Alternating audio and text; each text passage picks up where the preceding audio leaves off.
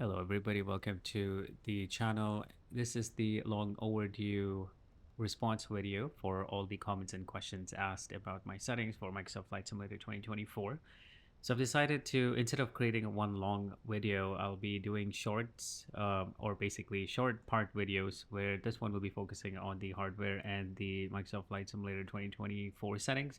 And then the next one, for example, will be on the reshade and so on.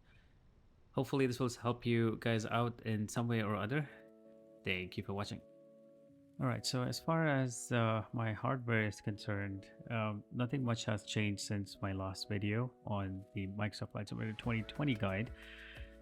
So for the processor, I'm still using the i9-13900K, the GPU is 4090, the memory is 32 GB, and I'm using an NVMe 1 terabyte dedicated for Microsoft Flight Simulator 2024.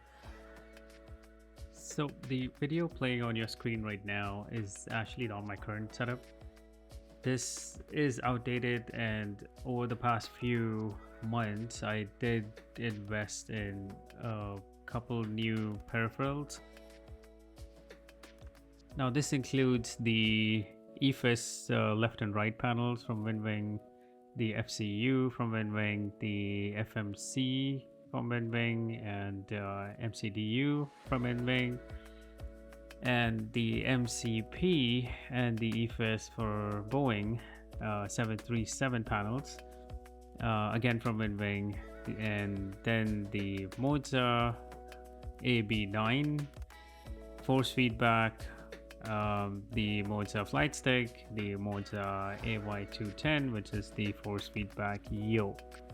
I'll do a separate video on the desk setup at a later stage, but for now, let's continue. Moving on to the Microsoft Flight Simulator 2024 graphic setting. Here are all my settings. I'm not going to go through each and every one of them. However, I do like to point or highlight the terrain level of detail, which is set to 150. Now, I also do control this outside of the simulator using the Auto FPS app. The link will be under the description below.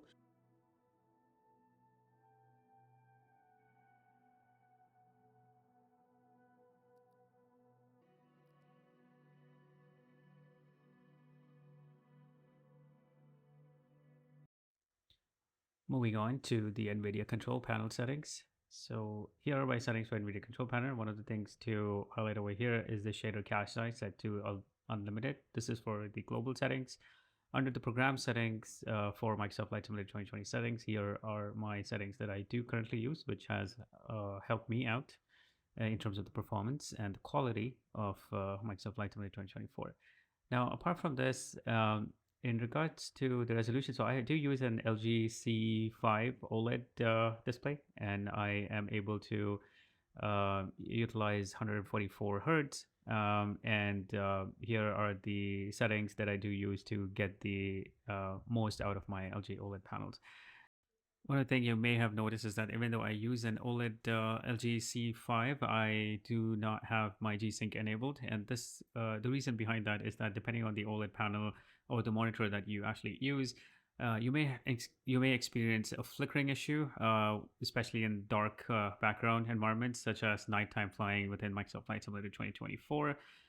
And to counter that, basically I have disabled G-Sync, and it has worked and looked fine for me at 144 hertz.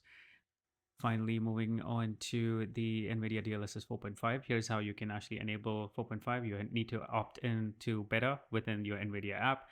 And then moving on to the graphic settings, you scroll down within Microsoft Flight Simulator 2024 program settings and select your DLSS override model preset to recommended. Now, with the latest version of NVIDIA app, it's not latest anymore. Previously, you used to have a latest option, but now it's all recommended. And so this will automatically choose between your DLSS presets, which is basically for 4050 series, it's preset M, for example, and if you're using a 20 or 30 series RTX, it will go to preset K, and so on. So recommended is what I use, and it has worked fine for me. Blue Streak 5525, contact departure. Good day. And with that, we come to the end of the video. The next part will focus solely on the reshape presets, and then there will be more upcoming videos on the external add-ons that I use to even enhance my immersion and experience within Microsoft Flight Simulator 2024. And I'm referring to add-ons such as Auto FPS, Google Maps Pro, FS Realistic Plus, High Beam Tracker, and so many other that can actually elevate your entire immersion and experience within Microsoft Flight Simulator 2024. So stay tuned. Thank you for watching today. And if you have any questions, concerns, please leave a comment below. Thank you.